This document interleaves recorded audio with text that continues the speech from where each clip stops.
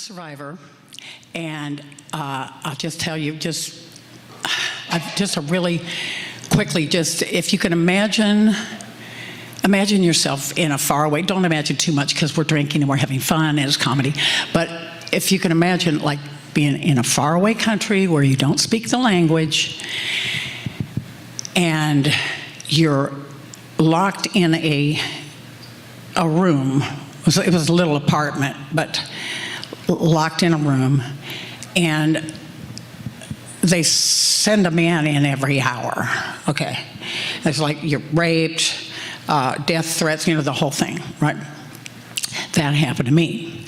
And it was in Japan. And I've got a couple of books out there. That I donated some books here, and if y'all want to buy them, everything goes to the event.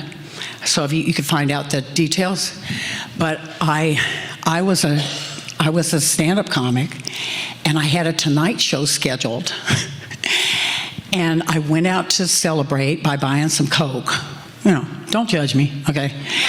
And I met this handsome sociopath, and everything started going downhill. And I was trying to escape him, and that's when I met the trafficker, the woman that trafficked me.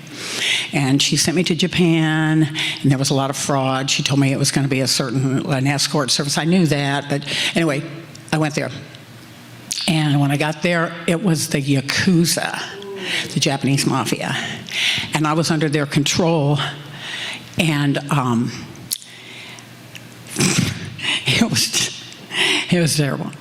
And I had this thing, there was a part of me that wanted to it just came to me, like to make it quick. That was my hope, My initial thing was like, okay, I'm just gonna freak out, I'm gonna start screaming, and then they're gonna kill me, and it'll be quick. That was my plan. But adversity introduces us to our stronger selves. And that happened to me at that time and it could be God, you could say God, the universe, Kismet, however you want. But I had this moment where my courage rose up in me. And it was like, I felt the strength, and then I had the realization that, hey, they can't have this, like I get to say, this is where I live, this is where I live, this is, this is it. And I get to say what goes on in here, And no matter that I can't control everything on the outside, I can do this, right? And there's a saying, to be in the right place at the right time, right? And it's not geographic, it's here. If you're in the right place here, in your mind, everything is the right time because you can see the opportunities when they present themselves.